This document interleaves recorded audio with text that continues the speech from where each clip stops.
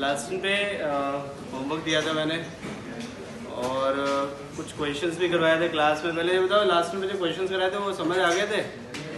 घर पे जाके देखा था वापस? मतलब जिन्हें नहीं समझ आया देखा था कि नहीं देखा था उन्होंने? अरे अरे श्योर क्लियर थे वो?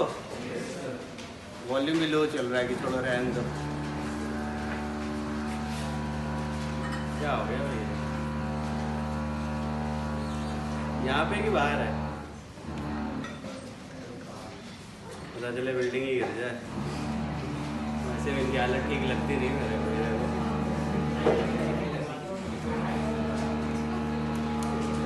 चलो अच्छा, मैंने होमवर्क दिया था कि नहीं दिया था ये बताओ? याद है मुझे? एक शीट देना बच्चे,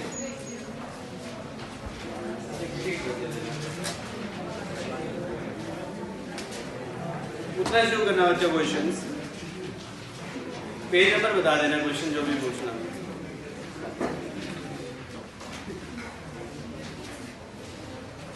वही पूछना क्या मनन तुमको? तो सही बताओ क्या है ये? तुमने सब कर लिए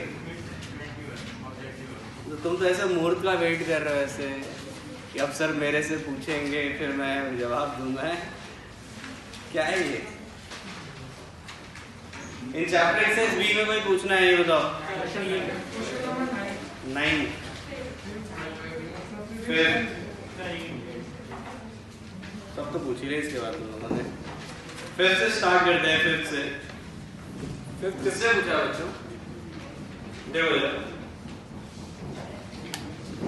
आपसे कहते हैं कि two perfect gases at absolute temperature T1 and T2 are mixed.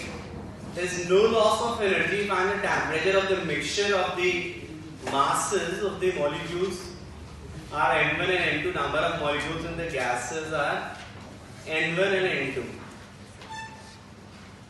Temperature पूछा है, देखिए रेस्पेक्टिवली। यहां पर आपसे एक बात बोल रहा था सर,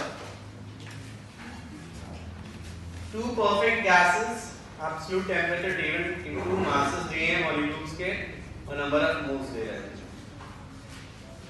और मिक्स किए गए। लॉस ऑफ हीट नहीं हो रहा, हीट का लॉस नहीं हो रहा। मैंने कहा ठीक है, डिग्रीज ऑफ फ्रीडम में कुछ x ले लेता हूं।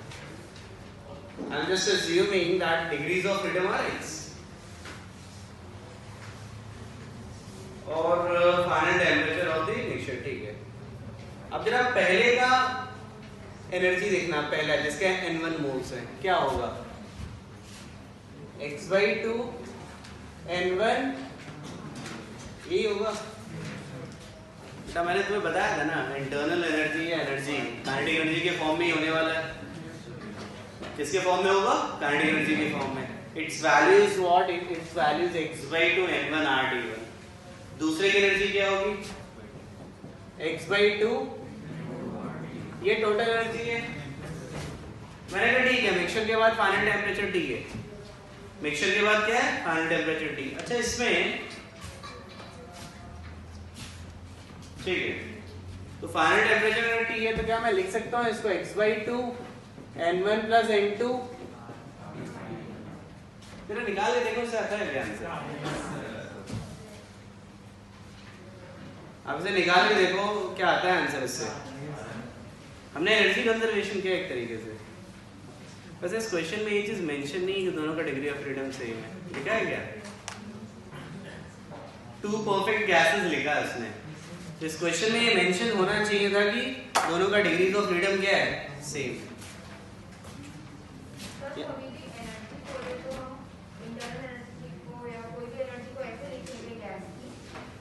गैस में एक ही एनर्जी होती है, याद है?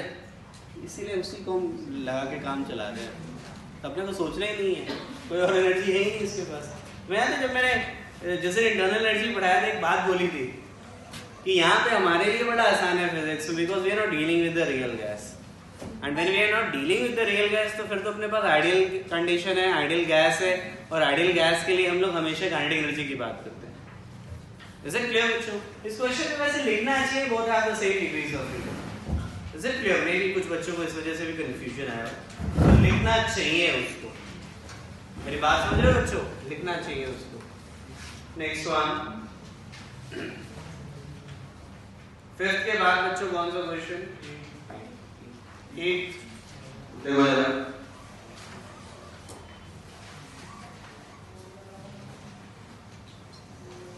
मेरे ख्याल से डायग्राम में दिक्कत आई होगी। डायग्राम बनाने का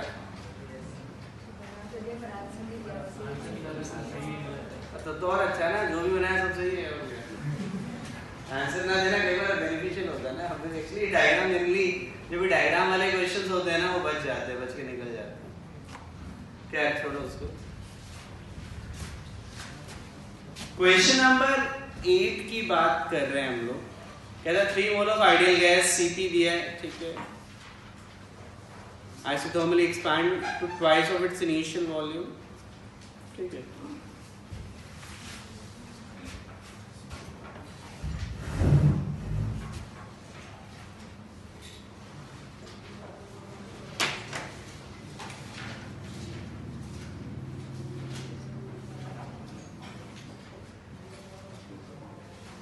ये अगर V है तो ये कितना होगा?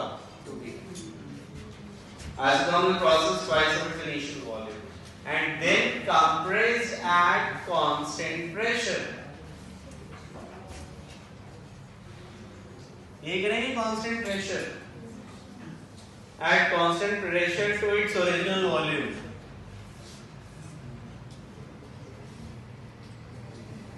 Finally, gas is compressed at constant volume to its original pressure P। ये है किसके आगे भी बताना है कि इतना ही बताना था? अरे मैं सबसे पूछ रहा हूँ, एक से नहीं पूछ रहा हूँ। क्या इसी में प्रॉब्लम था कि इसके आगे भी प्रॉब्लम है? ये बताओ मुझे। आगे है, देखो जरा मैं सॉल्व कर देता हूँ फिर। इसके इज द पीवी, अच्छा पीवी, पीटी, वीटी सब पूछा है भाई। हाँ, तुम लोगों को कन्वर्जन थोड़ा बताया था ना, उसका बढ़िया वाला यूज है। खैर चलो, ये तो पीवी हो गया। आते हैं पीटी पे। पीटी पे 1 2 3 ये कर दें हम। अच्छा इसमें कांस्टेंट टेम्परेचर, ये कांस्टेंट टेम्परेचर है और वॉल्यूम बढ़ रहा है। टेम्परेचर कांस्टेंट है, वॉल्यूम बढ़ रहा है, तो क्या केस बनेगा? प्रेशर। तो 1-2 ग्राफ कुछ ऐसा होगा, मतलब ये तुम्हारा 1 और ये 2। उसके बाद ये देखो प्रेशर कांस्टेंट है। अब मुझे बताओ प्रेशर कांस्टेंट है, वॉल्यूम घट रहा है, टेम्परेचर घटेगा, ये होगा। और ये क्या है? Constant volume. जरा देखो,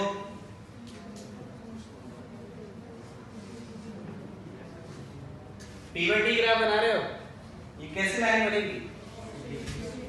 straight line passing through origin, ये बनेगा।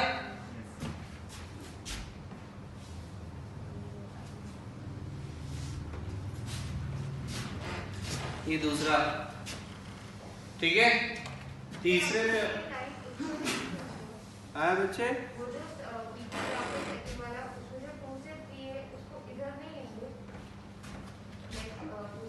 टू से 3 को इधर की जगह इधर।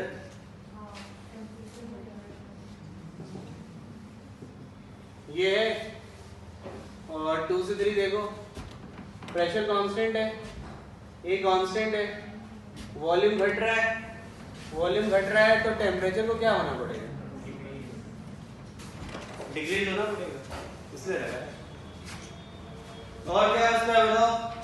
वीटी, वीटी इधर बनाता हूं मैं।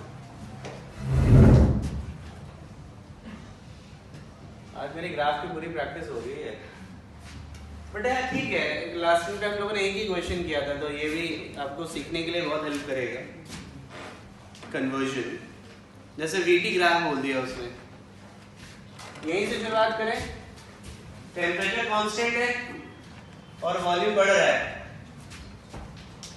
क्यों? टेम्परेचर कांस्टेंट है और यही करेगा 1 2, मतलब ये 1 ये 2। What about 2 3? 2 3 में प्रेशर कांस्टेंट है, प्रेशर कांस्टेंट है, तो V इक्वल टू ये होगा, क्या कहते हो? ये सुनते रहना जरा। ये straight line passing through origin तो हो गया। एक चीज और है, वॉल्यूम इज डिक्रीजिंग, मतलब ऐसा बनेगा ना ग्राफ कुछ। अब कहाँ खत्म करना है बात की बात है। तीसरा ग्राफ क्या है? आइसोकोरिक। अरे तो बन गया, ये देखो यही होगा ना। वो साइक्लिक बनते ही बिल्कुल फिर कॉन्फिडेंस आ जाता है। तो लास्ट वाली लाइन बनाने में इतना लोड नहीं लगता भाई, वो तो फटाफट बन जाएगा अपना, बट हाँ शेप थोड़ा देखना पड़ता है। मुझे बताओ ये बात क्लियर हो गई क्या? तो ये कन्वर्जन पूछ रहे थे कि वो आगे भी पूछा है? किसने पूछा था भाई? बाकियों ने भी पूछा था, अकेला बेचारा वही हाथ खड़ा कर रहा है। आगे कर पाओगे क्या बच्चों तुम लोग? ये तरीका था पूरा क्वेश्चन।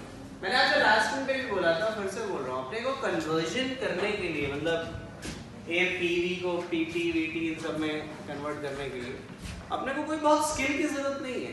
तुम देखो मैं क्या कर रहा हूँ, थोड़ा बहुत स्ट्रेट लाइन का यूज है, PV equal to NRT use करो, बाकी थोड़ा बहुत रटवाया है तुम्हें, आइसोथर्मल ऐसा बनता है, उस टाइप की चीजें, तो वो भी काम करेंगे। इसे क्लियर बच्चों? तो ये कहानी है। अगला क्वेश्चन कौन सा? 9 देखो।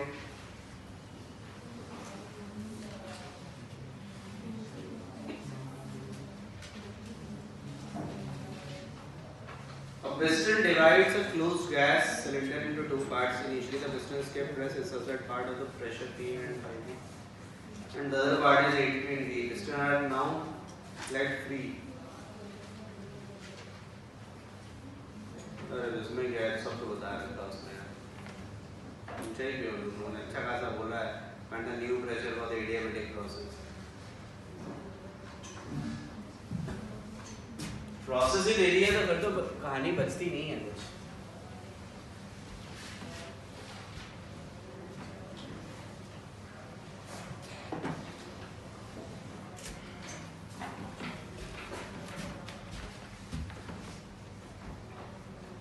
अगर मैं बात करूं इसमें, कहता है piston divides a closed gas cylinder into two parts.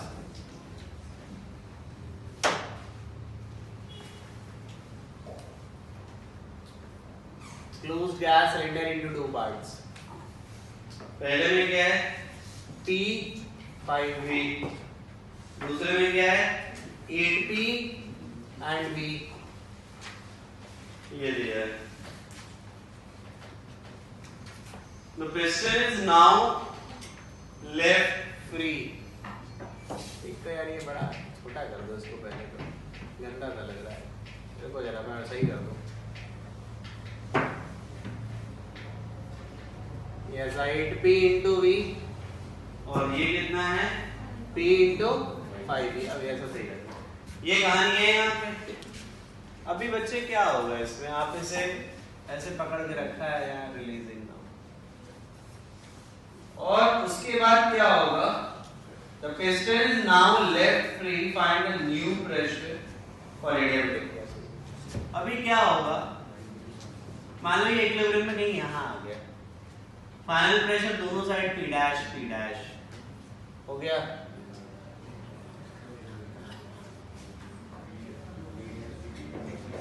ये अगर मैं V डैश लेता हूं तो ये कितना होगा? 6V। और आपसे ये बोल रहा है कि प्रोसेस कैसा है? एडियाबेटिक। यहाँ देखो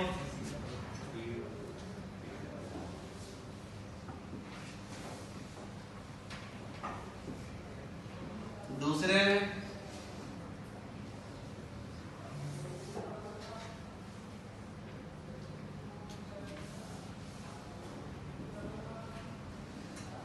P डैश और वॉल्यूम क्या है?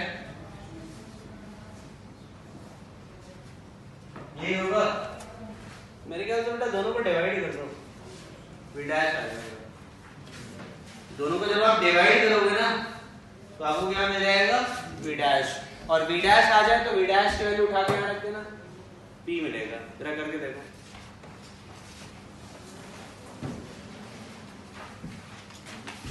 आप दोनों को डिवाइड कर दो, p डैश वाला टर्म गायब हो जाएगा, v डैश बचेगा, तो डिवीजन से v डैश मिलेगा, v डैश की वैल्यू उठा के इसी में रख देना, p डैश आएगा।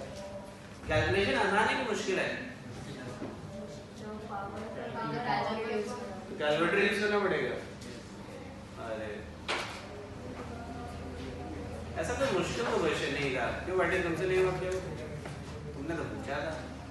तुमने कौन सा पूछा था फिर? किसने पूछा था जब मेरे से?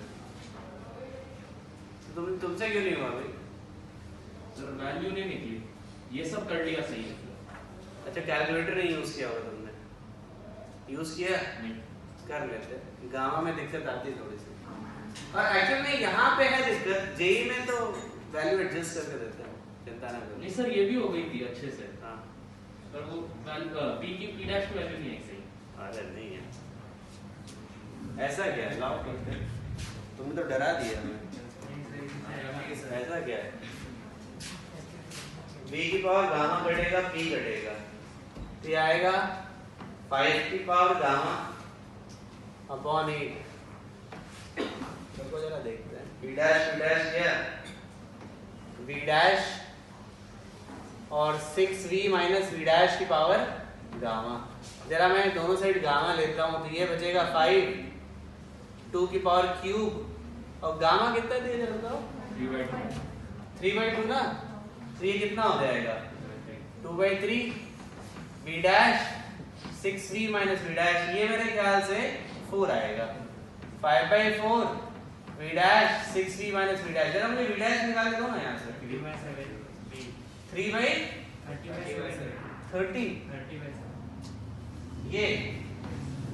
ये तो v तो बड़ा अच्छा सा आ गया है। अब तुम डरा रहे हो क्या? 9 पक्का? चल अभी सही है, 30/9 ना। अभी क्या करना है अपने को, ये वैल्यू उठा के रखेंगे इसमें, कहाँ गया है इसमें,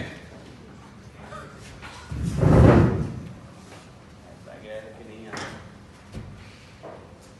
हाँ। ये मैंने निकाला है v डैश, p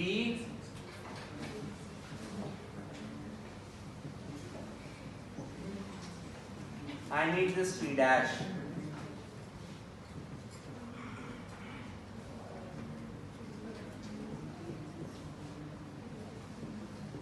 क्यों यही लिखेंगे ना, गलत तो नहीं लिखा है ना? अभी तक तो ठीक ही लग रहा है मेरे को। b से b काटा, 5 × 9 अपॉन 30 गामा, और ये क्या करें बताओ? 6 और कितना आ जाएगा की पावर? ये तो आ जाएगा, कैलकुलेटर से देख लेंगे सामने। आंसर ही मैच करता क्या? आपके कैलकुलेशन मिस्टेक करते हैं। चलो कोई नहीं। बाकियों का क्या हाल है? बाकियों ने कुछ किया था? मनन भतेजा तुमने किया है? हुआ नहीं? किया नहीं तुमने? तुम्हारी शक्ल देखे तो लग रहा है तुमने किया ही नहीं है। पक्का? झूठ तो नहीं बोल रहे हो? झूठ बोलोगे तो खुद के लिए बोलोगे, मेरे को क्या है। बाकियों क्या सीन है? किस किस ने आंसर निकाला है इसमें, ये बताओ? 3 4 5 6 7, बाकियों ने किया ही नहीं है क्या? सीधे बताओ मुझे। मुझे विश्वास नहीं हो रहा है कि तुम लोग इतनी बड़ी गलती करके आए। नाविया तुमने किया है? तुम्हारी शक्ल देख के लग नहीं रहा कि तुमने किया है।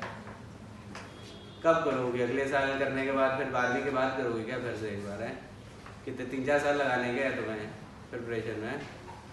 क्यों नहीं किया बताओ? काम हम पड़ गया था कोई?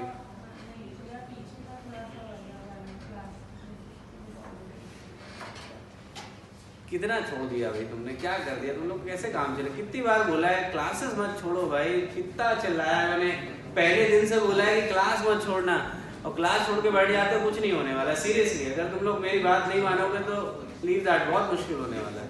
मैं 10 बार बोलता हूँ क्लास मत मिस करो किसी भी तरीके से। और मुश्किल आती ही आती है।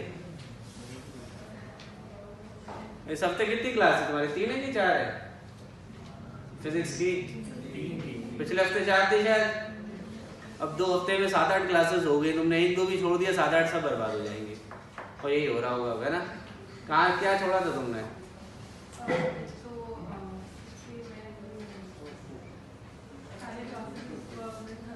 छुट्टी मार ली उस दिन, नींद आ रही होगी। अरे ये तो चेहरा बिल्कुल खिला हुआ दिख रहा है तुम्हारा, बीमार कहाँ से हो गए तुम? नहीं वो मैं नहीं कह रहा, बट ऐसा नहीं बेटा। ये देखो, मैं ये नहीं कह रहा कि नहीं बीमार हो सकते, बट करना चाहिए, वीडियो देख लेना चाहिए था। बच्चों ऐसा मत करो, अगर तुम ऐसे छोड़ोगे तो बहुत मुश्किल है। सबके लिए मैं कह रहा हूँ। इतना तो तुम लोग समझ गए होगे कि ये वो केक की तरह तो नहीं है कि तुम खा जाओ कभी भी आकर के, है ना? 10वीं में छूट जाता था, कोई नहीं, आराम से रट्टा मारा, फिर फ्रंट लाइन पे आ गए, है ना? ऐसा नहीं है। This is not the cake की कभी भी आओगे आराम से स्पून लगा के खा के निकल लोगे, ऐसा नहीं होता बच्चे। अगर छूटा भी है लेक्चर तो रिकॉर्डिंग तुरंत देख लिया करो। आजकल तो ये सब फैसिलिटी है कम से कम। तो छोड़ो नहीं भाई। और बाकी वो भी तुमसे नहीं हुआ है? तुम आजकल गोलियां मार रहे हो बिल्कुल ऐसे ही, हर बार जब भी पूछते किया नहीं कर रही हो, हैं? तो तुम्हें डाउट बताना बंद करवा दूंगा मैं सबसे, कोई डाउट नहीं बताएगा फिर तुम्हें। अगर तुमने क्लास में नहीं किया तो क्लास किस लिए हो रहा है? एंटरटेनमेंट के लिए हो रहा है क्या? हैं? मेरी शक्ल क्या कपिल शर्मा से मिलने लगी है कि मैं आके यहाँ पे कॉमेडी करूँगा, तुम एंटरटेन ताली बजा के निकल जाओगी? हैं? कैसे काम चलेगा अभी? तेजस तुमसे भी नहीं निकला? अच्छा तुम्हारे तो एग्जाम ही चल रहा है, तुम्हारे तो एग्जाम ही चल रहा है ना अभी। तो क्लास मिस की तुमने भी? भाई क्लास तो नहीं मिस की तुमने, फिर क्या प्रॉब्लम है? अच्छा तुमने अटेम्प्ट तो किया है ना? कैसे चलेगा? मैं तो परेशान हूँ। ये बिल्कुल मैं एक्सपेक्ट नहीं कर सकता कि थर्मो में तुम स्पॉइल करो बिल्कुल ऐसे। नहीं हुआ that is okay, but attempt नहीं करोगे दैट्स नॉट गुड देन। वो सही नहीं, बिल्कुल सही नहीं है। इट इज़ नॉट एक्सेप्टेबल, क्योंकि केटीजी थर्मो एक ऐसा टॉपिक है जिसमें निकलना ही चाहिए। मतलब थोड़ा कोशिश ज़्यादा करोगे निकलते हैं क्वेश्चन। तुम लोगों ने 2-3 टर्न से क्वेश्चन कर रहे हो ना, लास्ट टर्न पे भी मैंने कराया, उसके पिछले टर्न पे भी 1-2 क्वेश्चन कराए थे। तो इतना तो समझ गया होगा कि चीज़ें रटी हुई हैं तो आसान है। उसमें कई सारे क्वेश्चन जेई के थे, कम से कम मैंने 5-1 क्वेश्चन जेई के कराए थे उसमें। जब पहले दिन में करा रहा था 2 क्वेश्चन जेई के थे उसमें, तो उसमें भी सीधे सीधे क्वेश्चन आते हैं, बट मोर ओवर रटा हुआ होना चाहिए, दैट इज इम्पोर्टेंट। और अभी अगर तुमने ध्यान से नहीं पढ़ा तो बाद में तो याद रखना भी मुश्किल होता है। सो इट्स नेसेसरी कि क्लासेस बहुत इफेक्टिवली करो बच्चों, अंटिल जब तक बिल्कुल ऐसी सिचुएशन ना हो कि बिल्कुल अब नहीं हो रहा तभी छोड़ना है। ये नहीं कि मतलब जुकाम हो गया और या पता नहीं किसी रीजन से, ऐसा मत करो, ठीक है? सो आई हैव अ रिक्वेस्ट। अब रिक्वेस्ट तो छोड़ो, अब तुम्हारी चॉइस है, ठीक है ना? अब वीडियोस देख लेना ज़रूर। और वो कहाँ गई भूमि? तुमने तो क्लासेस में अटेंड की थी, तो तुमने क्या किया ये बताओ? नींद मार ली? मैथ्स बहुत पढ़ती हो तुम तो लग रहा है रामानुजम बन के निकलोगी यहाँ से, हैं? आर्यभट्ट के 0 के बाद तुमको एक 0 डैश निकालोगी लग रहा है यहाँ से, हैं? मैथ्स से पढ़ती दिखती है मेरे को तो। चलो अगला क्वेश्चन।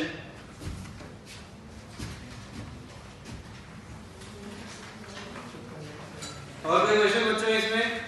ये 10वां कर लिया क्या तुम लोगों ने? अच्छा 10th वाला वो उसके बाद तो कर लिया होगा। पिछली क्लास में क्वेश्चन किया था ना? बढ़िया क्या कर तुम लोगों ने। अगला क्वेश्चन, एग्जाम्पल दिया था ना मैंने तुम लोगों को। अच्छा ये देखो सॉल्ट एग्जाम्पल है, तो इसका सक्सेस रेट बढ़ जाता है तुरंत हमारे, है ना?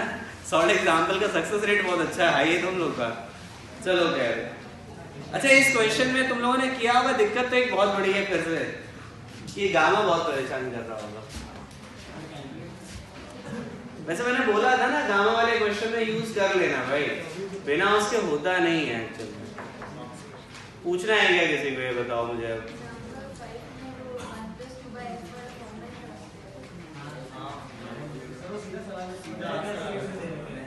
देख लेना मुझे जरा।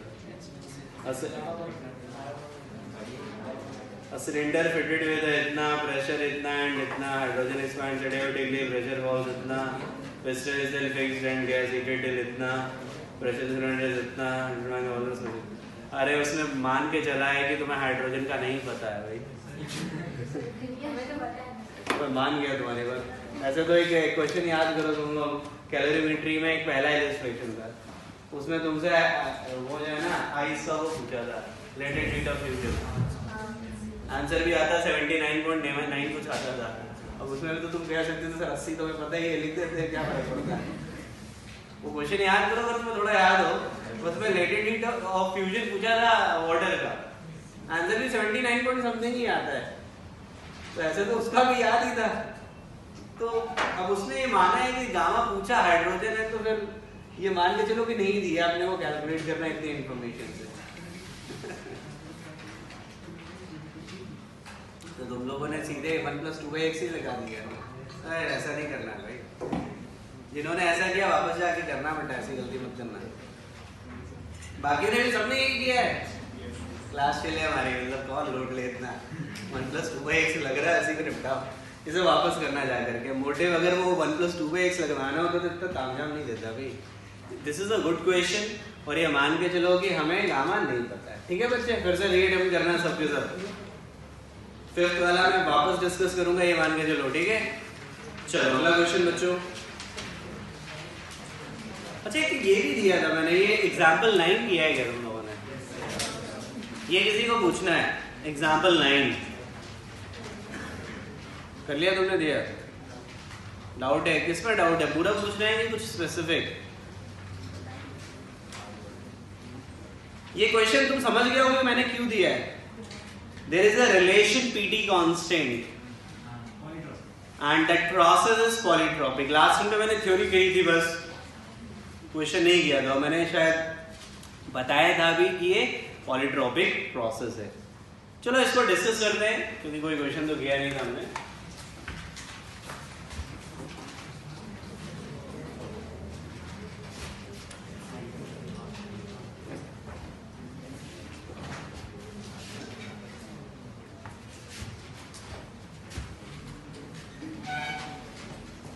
ये ग्राफ आपको गिवन है क्वेश्चन में।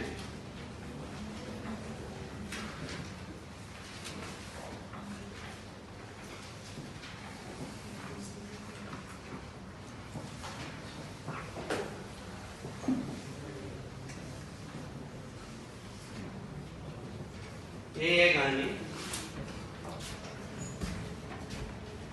और आपसे क्या क्या पूछता है ये देखो जरा। T1 में 300 केल्विन दे रखा है, ये 300 केल्विन है, 300 केल्विन, सो डेफिनेटली ये 600 हो। सबसे पहला क्वेश्चन कहता है obtain on the gas in process AB तुम देख के समझ गए होगे। ये बोलता है ना PT कांस्टेंट है,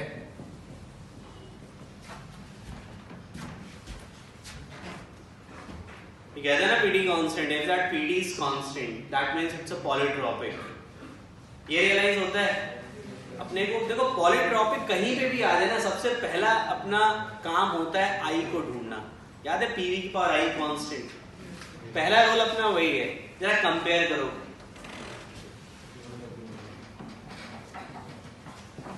ये रिलेशन था क्यों बच्चों? था ये रिलेशन? जरा कंपेयर करो क्या होगा। ये हुआ, फिर I की वैल्यू निकाल लो, कितना आता है? 1/2 हो गया। वर्क डन पूछा है, वर्क डन का फॉर्मूला था n कितना दिया है? 2 दिया है। Delta T, this is final, this is initial, कितना हुआ? अपॉन नेगेटिव वर्क आ रहा है, कितना आता है? माइनस। ये पहला आंसर। नेगेटिव आ रहा है तो आना, तो वैसे कंप्रेशन आना ही चाहिए था। क्लियर होना चाहिए। ये तुम लोगों ने कर लिया था क्या? मे भी पॉलीट्रॉपिक अभी उतना यूज नहीं किया था तो मे भी दिक्कत आई है, बट करना यही है। जैसे नहीं भी हुआ था ना, अब जरूर ध्यान रखना, क्योंकि लास्ट टाइम तक कुछ क्वेश्चन कराया नहीं था मैंने, और इसीलिए क्वेश्चन दे दिया था, क्योंकि यही हिस्सा है जो पॉलीट्रॉपिक का, बाकी तो रेगुलर क्वेश्चन है। आपसे और क्या पूछता है? The heat absorbed or released by the gas in each process. Each process. तो देखो जरा एक एक करके शुरुआत करते हैं। बच्चे देखना है इसमें each process मतलब QVC प्रोसेस कैसा है? इंडिया ना आइसोबारिक है, NCP delta T, 2 mole of ideal monoatomic, Cp कितना होगा?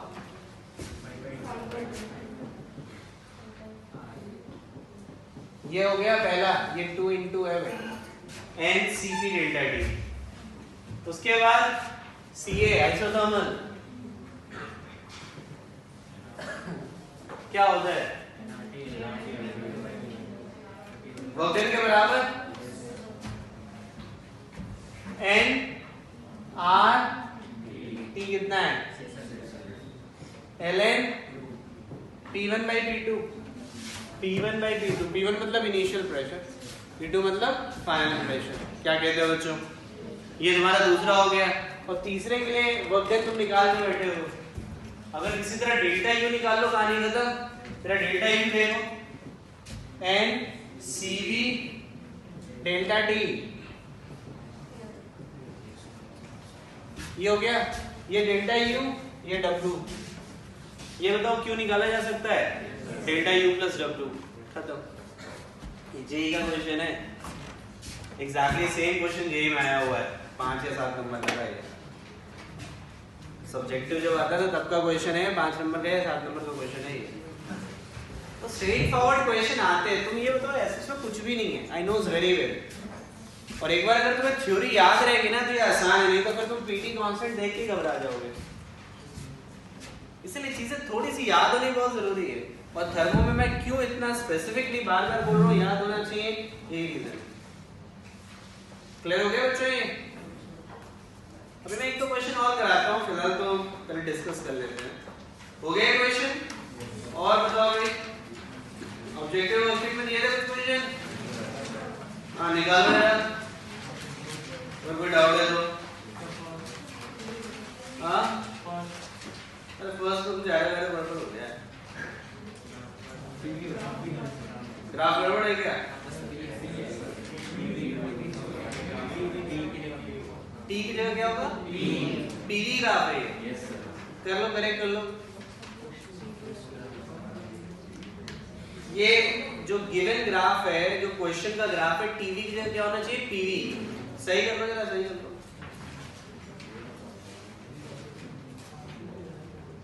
ठीक है, अब करना फिर से एक बार बच्चे। अगला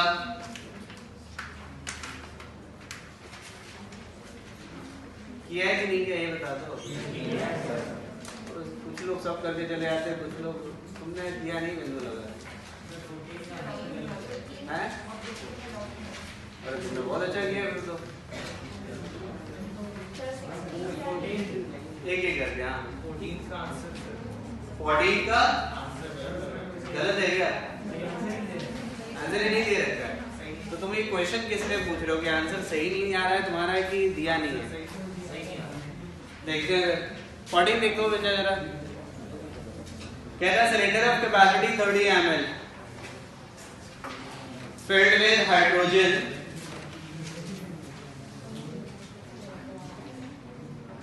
the cylinder of capacity 30 ml is filled with hydrogen. Yes, the average kinetic energy of the translatory motion of its molecules is itna, the pressure of the hydrogen in the cylinder is। अच्छा ये बताओ मेरे को, हम लोग hydrogen क्या है? Diatomic gas है। अभी तुम लॉ ऑफ इक्विपार्टीशन सोचो जरा, अगर n मोल्स होते, n मोल होते तो तुम एनर्जी क्या लिखते? 5/2 nRT।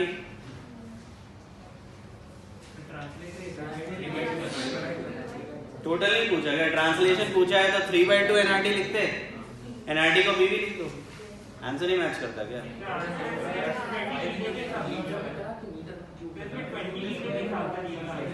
आंसर किसके हिसाब से दिया है?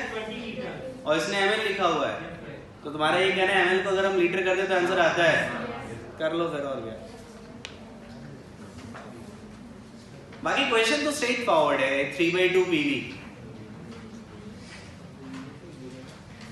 कर सकते थे कि नहीं कर सकते थे? एब्सोल्युटली। हाँ, ये मैं मान सकता हूँ कि मेरी आंसर मैच ना कर रहा हूँ, that we can say that.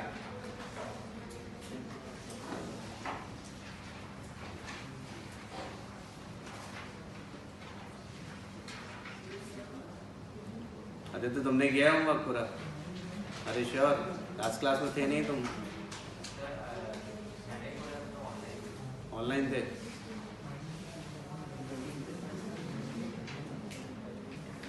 Next question 16 का पूछना है। देखो जरा 16 बच्चे,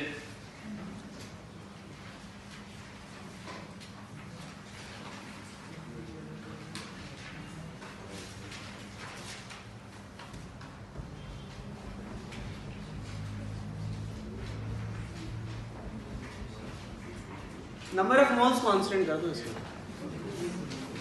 16 की बात कर रहे हो ना?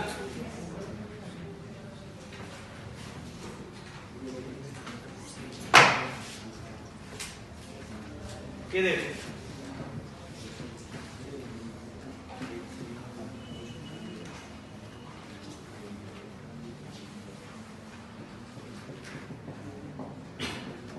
ये इनिशियल है। बाद में क्या कहता है? On container, one container, so one container is now maintained at same temperature while the other is heated to 2T naught. मान लो ये सेम पे है और ये 2T naught पे हीट कर दिया, एक समय बाद इक्विलिब्रियम जरूर आएगा। उस समय दोनों साइड प्रेशर P और P आएगा, वॉल्यूम तो V और V ही है। इनिशियल नंबर ऑफ मोल्स बराबर final number of moles. Initial number of moles देखो,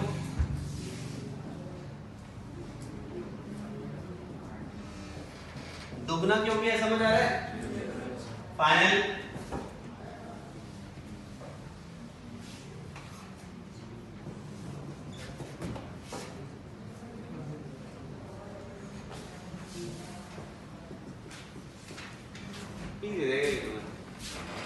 क्योंकि ना गैस लीक तो कर रही है, गैस लीक नहीं कर रही है तो pressure response volume number of moles is constant, number of moles constant हो गए। रिजिड कंटेनर है बच्चे, तो क्या फर्क पड़ता है? अरे नहीं बेटा, ऐसा है ना, अगर गैस के पास एक्सपैंड करने की जगह होगी तो बढ़ेगा ना। मुझे ये बताओ, गैस का खुद का कोई वॉल्यूम होता है क्या? कंटेनर का वॉल्यूम जो आता है, अब कंटेनर को एक्सपैंड नहीं करा पाओगे, ऐसा होता नहीं होगा केमिस्ट्री में भी। केमिस्ट्री में टेंपरेचर कांस्टेंट होता था, तो प्रेशर नहीं, मेरा ये कहना है कि अगर वॉल्यूम चेंज हो रहा है तो वो या तो कंटेनर नहीं दे रखा होगा, या ऐसा होता था कि वो बीच के पाइप में वॉल्व लगा है, वॉल्व खोलेंगे तो वॉल्यूम बढ़ जाएगा। ओके, इसमें एक्चुअली पाइप को लेकर के कुछ मेंशन नहीं किया उसने, तो तुम पाइप के वॉल्यूम को कभी कमेंट नहीं कर पाओगे। इनफैक्ट यहाँ पे तो मैं नेग्लिजिबल वॉल्यूम ही दूंगा हमेशा, अंटिल कुछ नहीं देता है तो, या तो कुछ इंफॉर्मेशन दे दे तो मैं उसे जरूर यूज करूंगा। अगला कौन सा बच्चों? एडी देखो,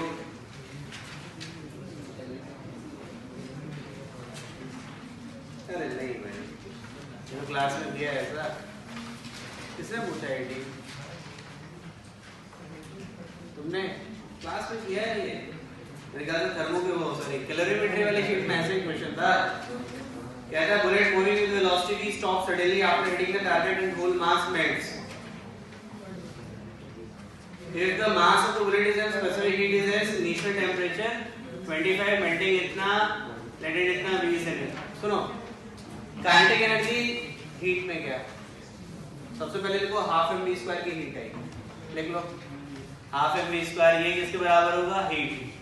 अब क्या होगा? सबसे पहले वो उसके मेल्टिंग पॉइंट तक जाएगा, बुलेट का वहां सेम है, स्पेसिफिक हीट ऐसे है, और देखो इनिशियल टेम्परेचर 25 है, मेल्टिंग पॉइंट कितना है 475, तो m s डेल्टा टी कितना हो गया 450 450 यही होगा, प्लस ml क्यों, क्योंकि वो मेल्ट करेगा ना, तो लेटेंट हीट चाहिए उसको।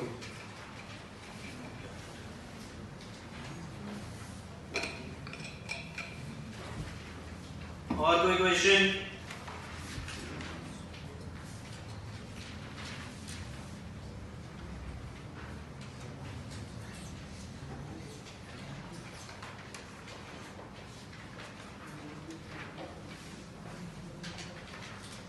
और कोई क्वेश्चन नहीं? अरे श्योर, क्या बात है, ये क्वेश्चन नंबर 9 किसी ने नहीं पूछा है मेरे से।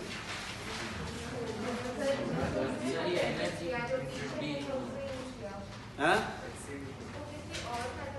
कौन सा मेथड किया बताओ? अरे नहीं ऐसा मत बोलो, और किसने किया है मुझे बताओ?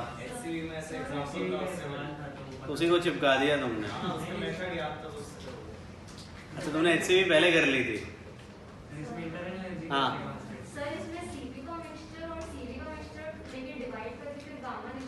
तो हाँ, तो मेरा सवाल ये CP मिक्सचर CV मिक्सचर कैसे निकाला? सर पहले मोनोटॉमिक का निकाला, फिर डायटॉमिक का, फिर दोनों का ऐड कर दिया। कैसे, मतलब मैं समझा नहीं। सर पहले मोनोटॉमिक के लिए CP निकाला, हाँ ठीक है, फिर डायटॉमिक के लिए CP, हाँ फिर उसको ऐड कर दिया। ऐड करने से, किस्मत अच्छी तुम्हारी आज। एक्चुअल में इसका बेनिफिट तुमको ये हुआ है कि दोनों के नंबर ऑफ मोल सेम दिए हैं क्या? इसीलिए आंसर मैच कर गया है। कंसेप्चुअली एरर था थोड़ा सा इसमें, ठीक ठाक एरर था इनफैक्ट। और किसने किया है बताओ? ठीक है आंसर आ जाएगा उसमें, क्या भी मैं बता देता हूँ। तभी मैं कंसर्ट था कि हुआ कैसे है। क्या कह रहे हो? इंटरनल एनर्जी कांस्टेंट करते हैं। तुमने पढ़ा था कि याद था तुम्हें? सोचा था फिर बाद में आंसर में आ गया। और कोई? तुमने क्या किया तेजस? सर पहले उसने किया था विक्की और क्लास में आके इंटरनल एनर्जी से सॉल्व कर दिया था। और किसने किया? ये इंटरनल एनर्जी कांस्टेंट सही किया तुम लोगों ने वैसे। एक्चुअली में देखो जनरली तो मैं फॉर्मूला रटवा दूंगा तुम्हें, बट हाँ क्वेश्चन क्योंकि दिख गया था, मैंने बताया नहीं था, तो मैंने कहा दे देता हूँ मैं। तुम लोगों ने वैसे काफ़ी हद तक सोचा है, तुमने भी अच्छा सोचा है, उसमें कोई कमी नहीं। थोड़ा सा फॉर्मूला CP मिक्सचर का उतना सही नहीं किया, बट फिर भी सोचा सही है। देखो जब भी इस तरीके से नॉन रिएक्टिंग गैसेस हो, रिएक्टिंग हुआ तो फिर तो कहानी खत्म, उसका प्रॉपर्टी बदल जाएगा। जो उसने बात बोली ना, मैं उसकी बात करता हूँ। एक चीज मैं कर देता हूँ ताकि फिर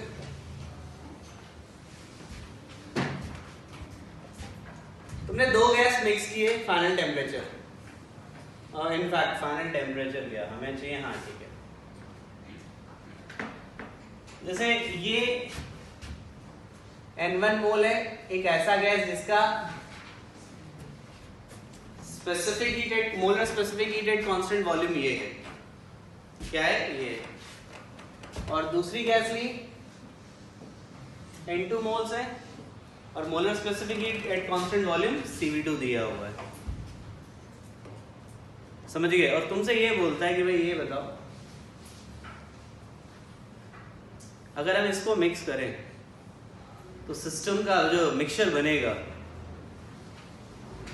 उसका उस मिक्सचर का CV कितना होगा। मेरी बात समझ रहे हो? जैसे एक है गैस, दूसरी गैस से मिक्स कर दिया तो मिक्सचर का CV क्या होगा। मिक्सचर का CV की बात कर रहे हैं। हमने कहा ठीक है, सब कुछ T टेम्परेचर पे ले लेते हैं और मिक्स कर देते हैं। टेम्परेचर मैंने सबका T रखा और मिक्स कर देते हैं, ठीक है।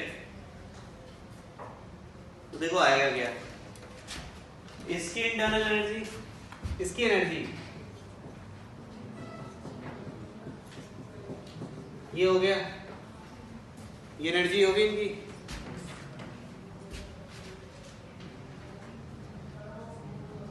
मिक्सचर बन गया। मिक्सचर में टोटल नंबर ऑफ मोल्स कितने हैं? ये मिक्सचर ले लो, ठीक है। मैंने क्या बोला समझ आ रहा है? बचेगा क्या? क्या बचेगा बच्चे बताओ?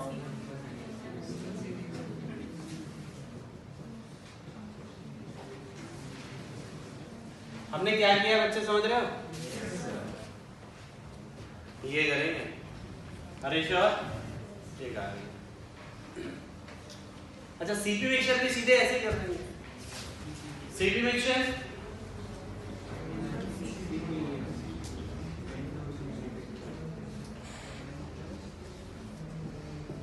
अगर तुम्हें गामा मिक्सचर चाहिए, सीपी मिक्सचर अपॉन,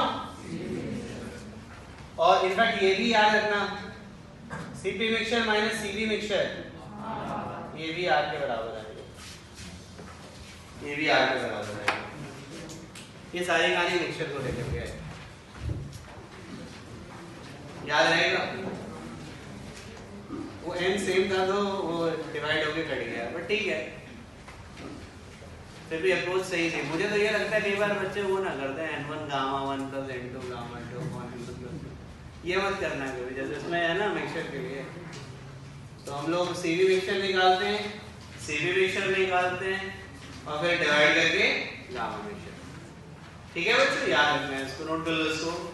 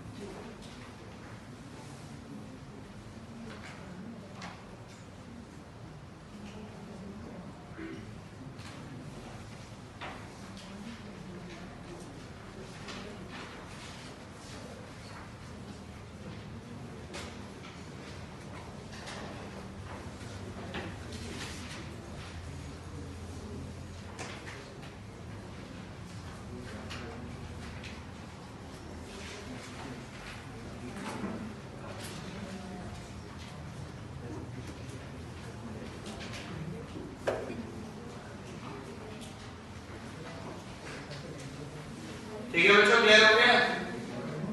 चलो तो जो क्वेश्चन है डिस्कस हो गए, एक क्वेश्चन करो जरा।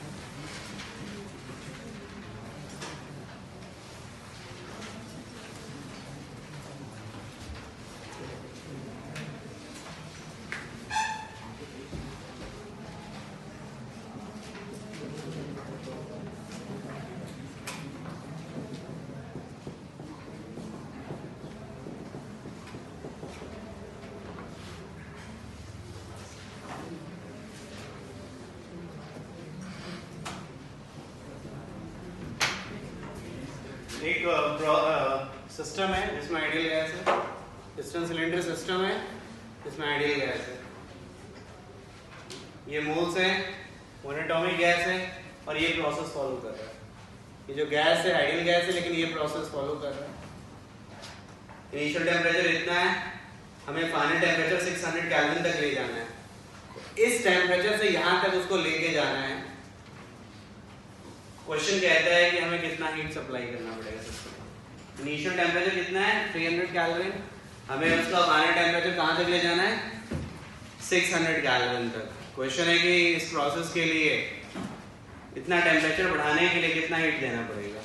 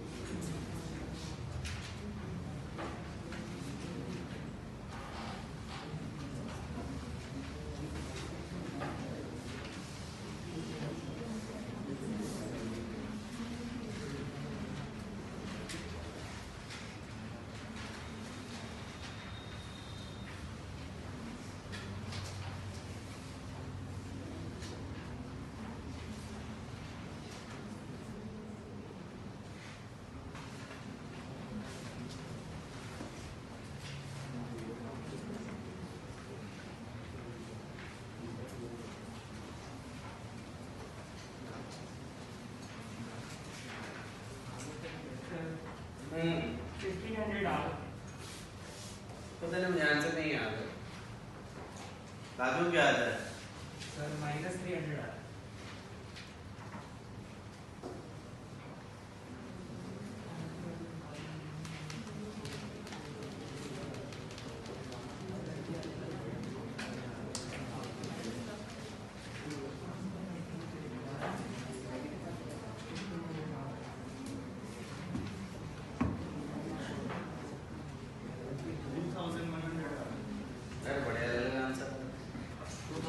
तुम्हारा 600 आ 1500 1600 तुम्हारा कितना आ रहा है 2000 तो तुम पलट गए कुछ और बोले। अच्छा 2100 आ ना पॉजिटिव। और क्या कहते हो बच्चों? मैं वेट कर रहा हूँ, कोई जल्दी नहीं कर रहा। मने बाबू तुम क्या कह रहे हो?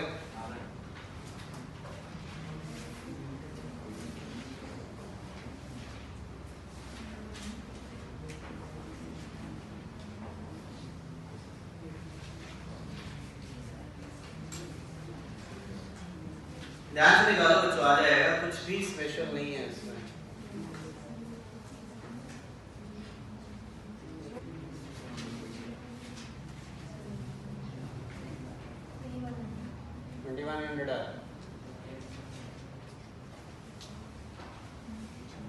तुम्हारा भी वही है।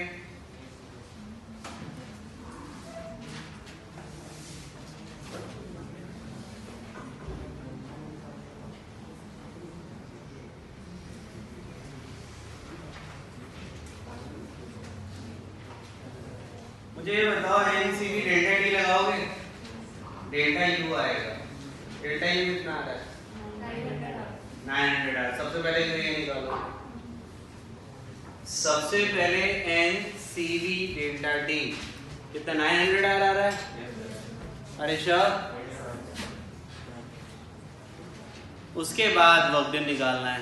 जरा आई की वैल्यू बताओ कितनी आएगी।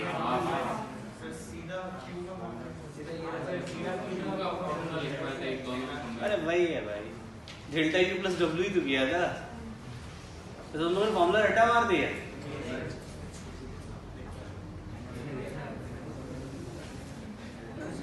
भाई उसमें भी तो यही किया था, डेल्टा यू प्लस डब्ल्यू ही तो किया था। मुझे ये बताओ आई कितना आएगा। किसी ने 2 तो नहीं लिखा है ना? लिखा होगा। मनन तुमने क्या लिखा था? आंसर तो आ गया। पहले क्या लिखा था? 2 लिखा था, हाफ लिखा था। पीवी की पावर आई कांस्टेंट होता है ना, तो दोनों साइड स्क्वायर रूट ले लो, फॉर्म बनाओ जरा। तो पीवी की पावर हाफ आएगा, आई की वैल्यू क्या हो गई? हाफ। और उसके बाद minus N R delta T upon I minus 1, this is work done. कितना आता है? 1200 आर। जोड़ दो उसको। समझ आया आप सभी लोग को? Are you getting this thing और नॉट? एग्जैक्टली ये आएगा।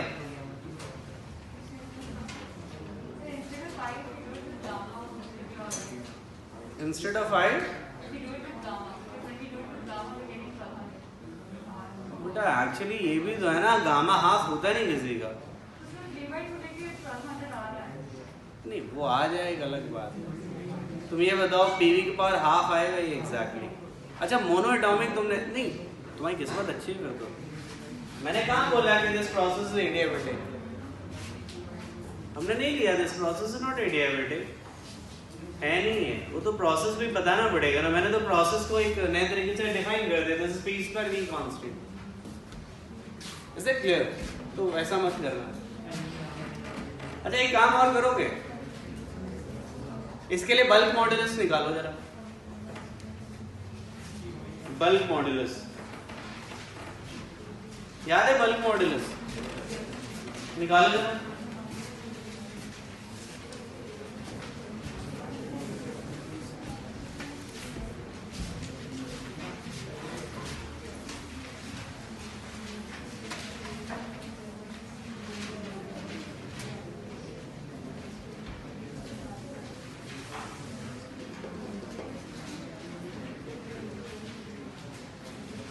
याद है तुम्हें फॉर्मूला बल्क मॉड्यूलस का? Minus differential form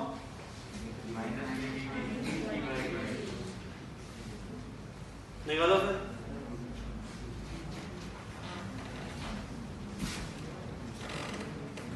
minus D D P by D V करो भाई, क्लास में किया है हम लोगों ने।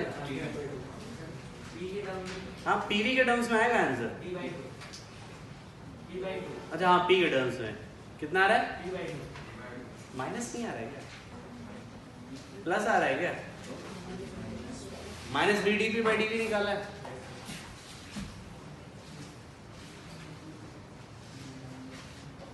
अरे श्योर?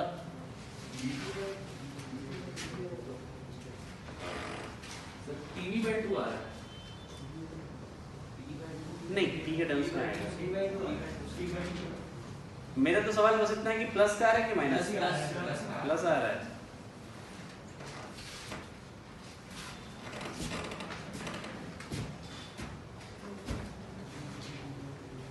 जो बच्चे ऑनलाइन बैठे थे वो भी निकालते थे बच्चों।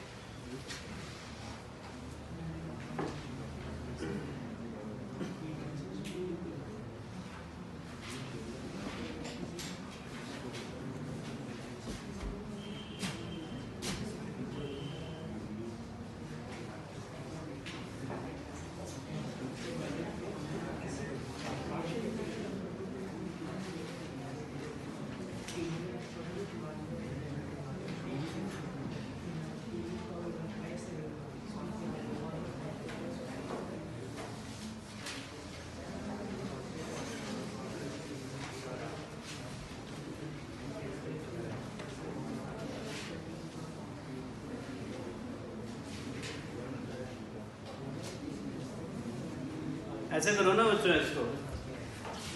माइनस e बाई 2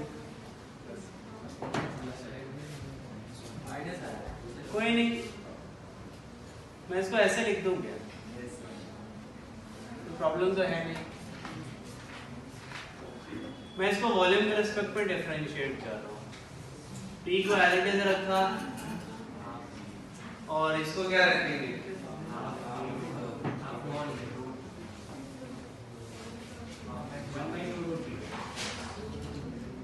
b की power minus 1/2 on 2 plus v की पावर हाफ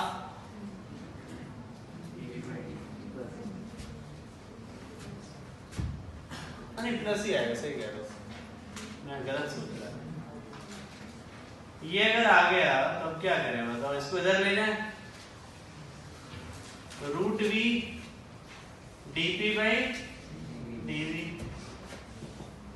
और ये कितना बचा माइनस का P by minus root V ले लो माइनस ले लो, कितना आ जाएगा,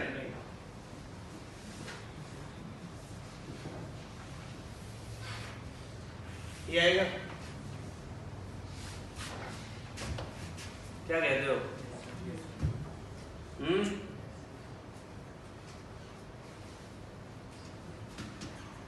अरे तो उसी से कर देते यार, गामा पी और नहीं आता है। जब गामा था तो कितना आया था बल्क मॉडुलस, गामा पी आया था, तो गामा की जगह हाफ है तो क्या आएगा हाफ पी। अरे याद करो, कोई नहीं,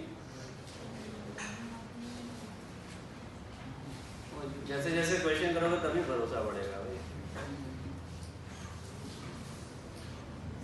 उन्होंने जब बचपन में साइकिल चलाना सीखा था तो याद है, बड़ी मुश्किल लगती नहीं वो विदाउट वो साइड टायर्स वाली, चला तो लेते ना तुम लोग, सपोर्ट वाली नहीं, सब चला लेते हो, सही बताओ? लड़कियां भी सब चला लेती है, ईमानदारी से बताना। तो पहले ये बताओ, पहले तो सपोर्ट वाले चलाते होगे नहीं, वो साइड में 2 व्हील और लगे होते हैं, पक्का ऐसे ही होता होगा कि सब सीधे उसी से साइकिल 2 व्हील से ही पहले वैसे किया होगा, फिर 2 व्हील आने में थोड़ी तो मेहनत लगती है, पहली बार में तो नहीं हुआ होगा, दूसरी बार में धीरे धीरे प्रैक्टिस, वही हालत यहाँ है, यही होता है। स्कूटी भी जब तुमने सीखी होगी पहले डर लगा होगा, धीरे धीरे सीख जाते हो, तो भाई इसमें भी यही है, वो प्रैक्टिस वाला रोल है। ये खुशी से बता रहा हूँ, मैंने पेप्ट से सीखी है। कैसे सीखी तुमने? पेप्ट से? क्या पेप्ट बोल रहे थे ना तुम? बताने लायक नहीं है क्या? अच्छा, पेप्ट स्कूटी सबसे पॉपुलर स्कूटी हुआ करती थी पहले। मेरे पास तो नहीं, मेरी कजन के पास थी, मेरे पास तो मैंने खुद ही अपनी बाइक खरीदी, वो गिरा 2 बार तभी सीखा, अब तो भूल भी गया सही बताऊँ तो। और उसमें क्या था, पेप्ट की बड़ी खतरनाक बात थी कि भाई भागती नहीं थी वो, और भाई 3-4 साल पुरानी हो जाए ना तो उसका तो पिकअप मर जाता था, ऐसा लगता था, पूरा एक्सीलरेटर घुमा दो लगता साइकिल वाला ओवरटेक ना कर जाएगी। एक बार मैं अपने छोटे भाई के साथ, मैंने कहा आज जस्ट मैं दिवाली के समय अपने होम टाउन पहुंचा, वहाँ बहुत बड़ा मॉल खुला था, मतलब काफ़ी बड़ा मॉल था, बहुत नहीं होता सिटी में कोई बहुत बड़ा मॉल खुल जाए तो बड़े चर्चे हो जाते हैं, यार ये खुल गया।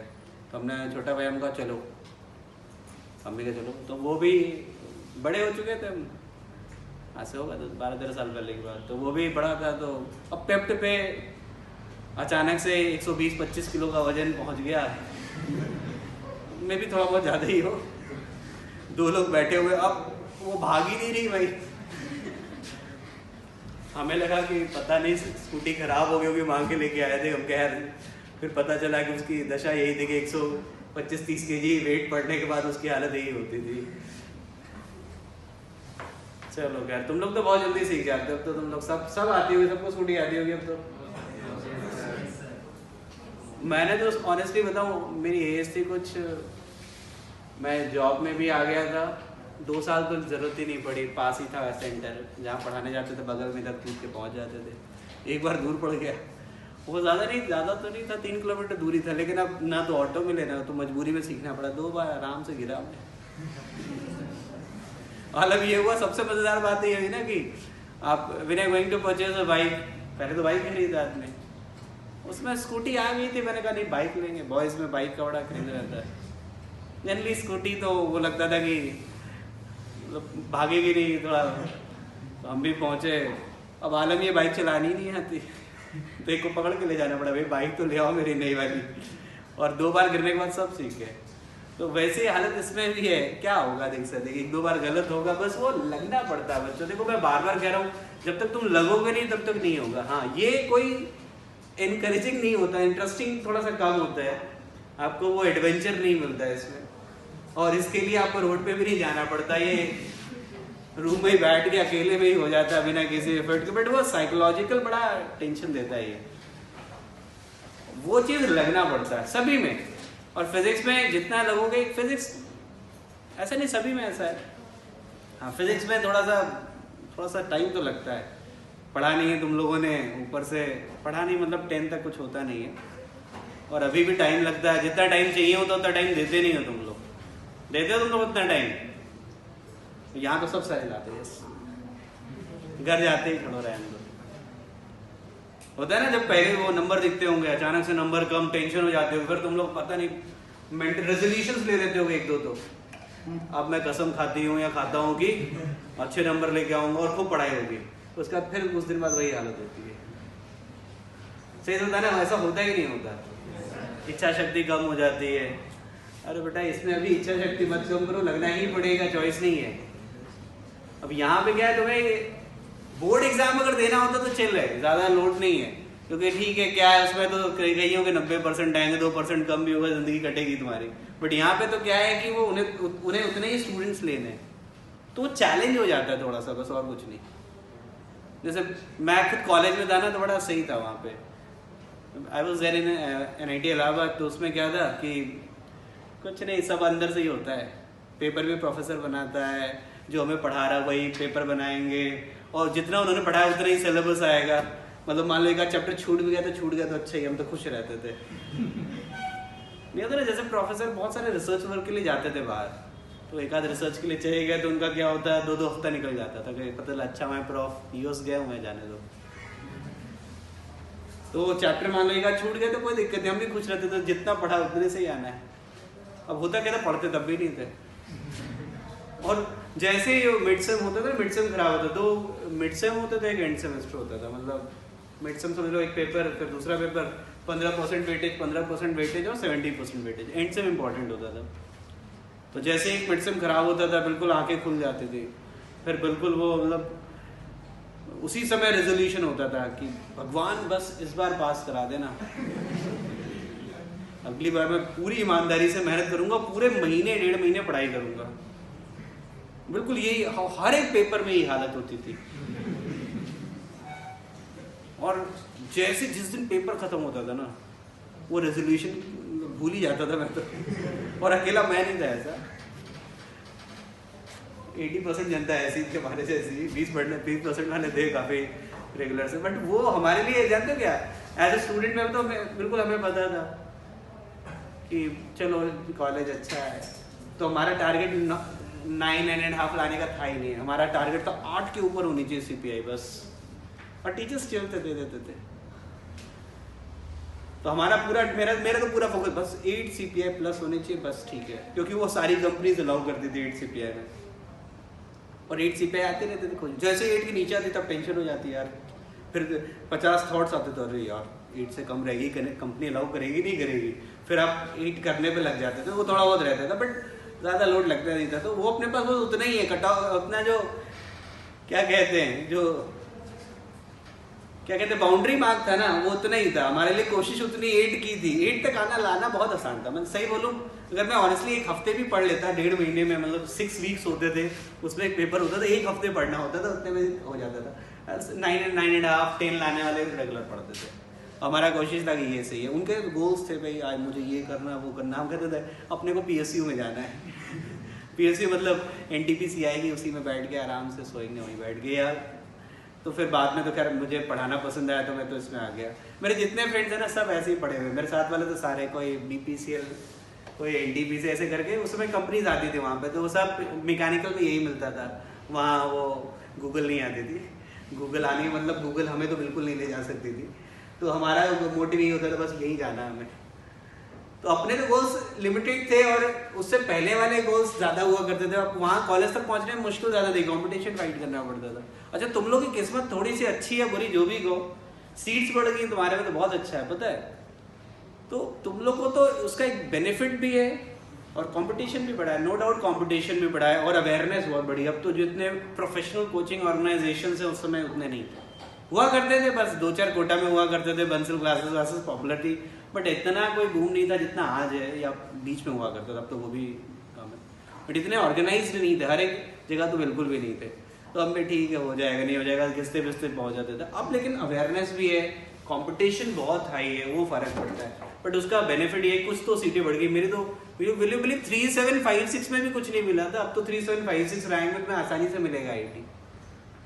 अब अगर तुम 3756 से मतलब लेके आओगे ना 3700 something, you get the good IT. उस समय क्या कहते हैं वो आजकल जैसे वो नहीं वो माइनिंग, जैसे आजकल वो 8-9 हज़ार में मिलती है ना, जो 8-9 हज़ार 10 हज़ार रैंक जनरल में, माइनिंग BHU में या कहीं वैसे मिलता था। अच्छा तो अब देखो कैसा, बट अभी मिलता है, तो कंपटीशन बढ़ा है लेकिन सीट्स भी बढ़ी। और दूसरा बॉयज का तो पता नहीं, गर्ल्स के लिए बहुत फायदा है, पता है तुम लोग को, you have that 20% seats extra, तो तुम लोग तो ज़्यादा मेहनत करो, तुम्हारे पहुंचने की सबसे ज़्यादा पॉसिबिलिटी है। सीरियसली बॉयज़ में अगर ये 7000 रैंक लाएंगे जनरल में तो ये टेंशन में होंगे क्या मिलेगा क्या नहीं मिलेगा।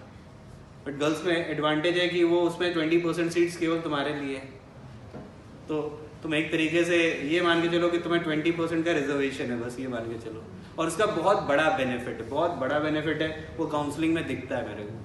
मतलब आई टेल यू, जब फर्स्ट टाइम आया था 2018, तो so that Leshna was got 805 rank, उस बच्ची की थी रैंक, और उसके लास्ट ईयर काउंसलिंग के हिसाब से शी वाज एक्सपेक्टिंग कि मुझे मे बी वो गुवाहाटी CS मिलेगी नहीं मिलेगी, और सडनली वो 14% रिजर्वेशन आया उस साल, शी गॉट रुड़की CS, वो ठीक है। उसके बाद अगले साल दृष्टि, देयर वाज अ गर्ल, अभी तो उसकी प्लेसमेंट हुई है बहुत अच्छी, अभी मिठाई खाई थी मैंने उसकी, तो हो गया ना 4 साल, तो वो प्लेसमेंट हो गया। तो शी जस्ट केम एंड मुझे लगा था कुछ 4,500 रैंक थी उसकी, तो 3,500-4 हज़ार कुछ थी, मुझे पता नहीं, वो जनरली थी शायद या कुछ ऐसे थे, 3-3.5 हज़ार रैंक।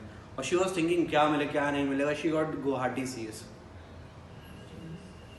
तो गुवाहाटी CS मतलब समझ गए ना, तो वो बेनिफिट है। तो उसका अब ये तो मैं आगे क्या बता रहा हूँ, पीछे वाले में तो तुम 16-17 में भी पा जाओगे, बॉयज़ में तो जनरल में तो भूल जाओ, गेट कीपर भी भगा देगा मार के इनको, तो ये वो गेट कीपर वो और कहीं का तो छोड़ दो, जोधपुर का भी गेट कीपर भगा देगा इनको, तो जनरल में तो 10,000 के बाद 10-11 हज़ार के बाद कुछ नहीं मिलता। तो मोटिव ये है कि इससे मोटिवेशन मिलना चाहिए।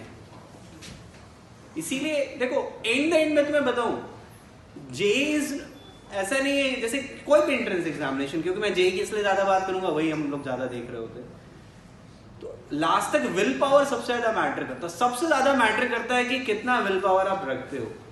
स्टूडेंट्स को, मैंने ऐसे स्टूडेंट्स को देखा जो कैलिबर वाइज उतने साउंड नहीं है कि बहुत आउटस्टैंडिंग बच्चो, ऐसा नहीं है, बट एंड तक, लास्ट मोमेंट तक जब वो लगे रहते हैं ना और रिजल्ट निकालते हैं, और ये बहुत बड़ा फर्क ये पड़ता है। आप अगर आपका कैलिबर अच्छा है, आप थोड़ा जल्दी सीख जाते हो, लेकिन अगर आपको वो विल पावर नहीं ना एंड तक लड़ने की, आप बाहर ही रहोगे चाहे कुछ भी हो जाए।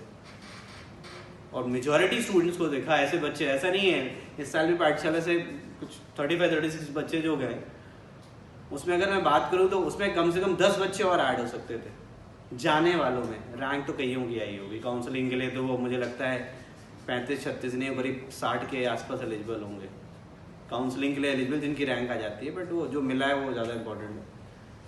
तो होता क्या है कि उसमें कई सारे बच्चे जो छोटी छोटी गलतियों की वजह से कि 12,000-13,000 रैंक लगी, डिजायर्ड ब्रांच नहीं मिल रही हो, नहीं जा रहे हो, वो गलतियां वो बाद में पता चलती। क्या होता है कि खुद को वो सैचुरेट कर लेते हैं, मतलब रेगुलरिटी नहीं होती, कई बार मुश्किलें आती हैं, लास्ट तक आते नहीं हैं, कई बार पेपर्स देने बंद कर देते हैं, विल पावर कम हो जाता है, फिर लगता है यार बहुत हो गया।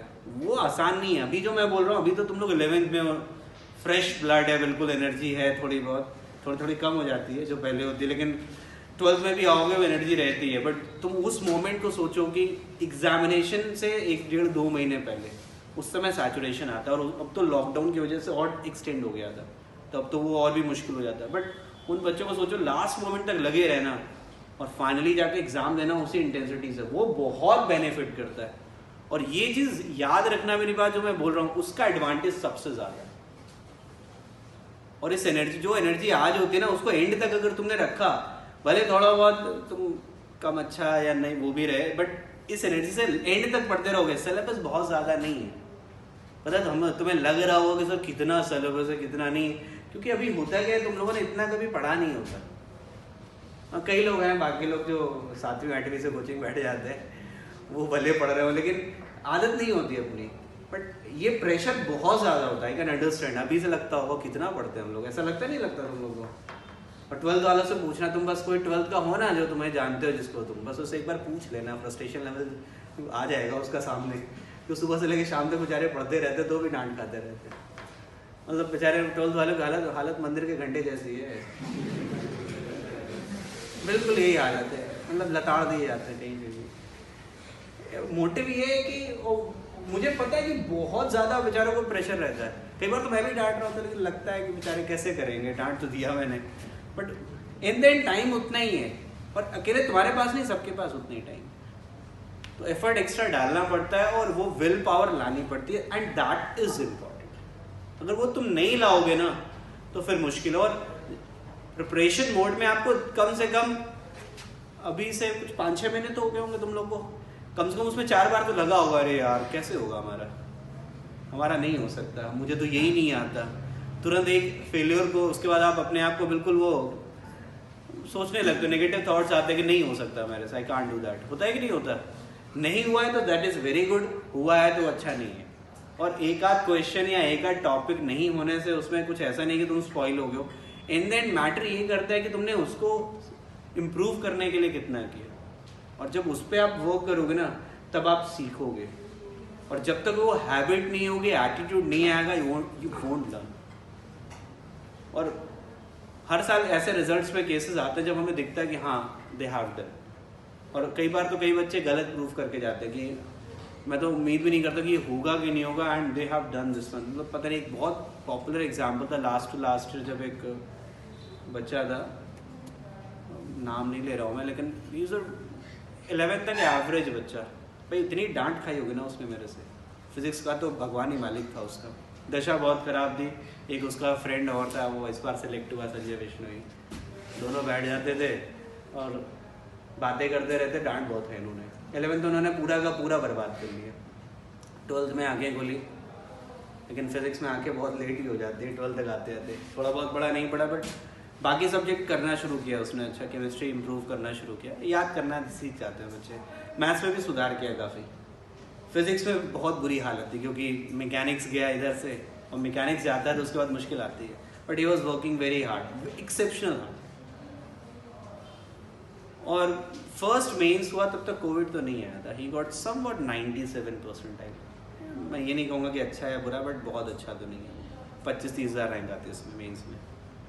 उसके बाद वो सेकेंड से पहले कोविड आ गया, है ना, सेकेंड पेपर से पहले ही कोविड आया। वो लॉकडाउन मिला, उस स्टूडेंट ने उस लॉकडाउन को एक्सेप्शनली पढ़ाई की, एक्सेप्शनल पढ़ाई की। और जैसे ही सेकेंड मेंस का रिजल्ट आया, it was 99.7।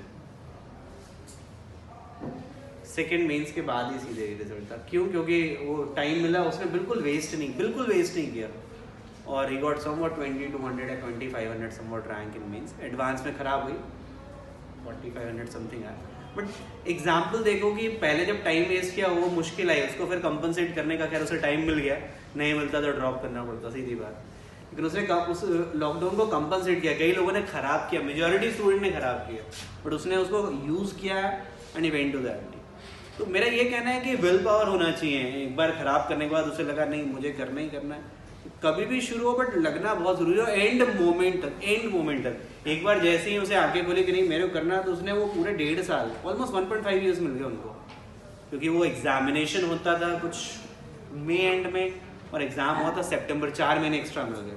उस 4 महीने को उसने पूरा का पूरा जो 11th में गलतियाँ की थी उसको सुधार लिया उसने पढ़ के। तो टाइम लगता है, लगाना पड़ता है, और लगाना ही पड़ेगा, और कोई ऑल्टरनेटिव नहीं है। तुम लोग का क्या है कि अभी यार 11th, अभी भी टाइम है, और उसको बहुत इफेक्टिवली यूज करो। ये नहीं कि छूट गया, टाइम नहीं मिला, ये बिल्कुल नहीं होना चाहिए। भले उसको कहीं से भी कॉम्पनसेट करो, तुम कहीं से भी कॉम्पनसेट करो, क्योंकि ये जो पीक टाइम है, ऑलमोस्ट सभी स्टूडेंट्स इस पॉइंट ऑफ व्यू से ही आए हुए हैं यहाँ पे कि आपको एंट्रेंस एग्जामिनेशन क्वालिफाई करना है। व्हाट आई फील, कोई 11th के लिए, स्कूल के लिए तो पढ़ने आएगा नहीं यहाँ पे। तो वही पर्पज है कि स्पेसिफिकली मैं बोलूँ, अगर उस चीज़ को आप आसानी से लेना चाहते हो तो वो ये 1.5-2 साल थोड़े से चैलेंजिंग होते हैं, बट उसका एंड द एंड इफेक्ट बढ़िया होता है। और एक बार आप अच्छे कॉलेज में जाते हो आपको अपॉर्चुनिटीज़ ज़्यादा मिलती है, ज़्यादा अपॉर्चुनिटीज़ मिलती हैं हर एक चीज़ में। तो उसका थोड़ा सा एज रखो, और आप अपना टाइम इन्वेस्ट कर रहे हो या स्पॉइल कर रहे हो, यू हैव टू डिसाइड। अगर तुमने सही से नहीं रिजल्ट निकाला, अच्छे से नहीं मेहनत की, you are wasting this time at all. इससे अच्छा खेल लो यार जा करके।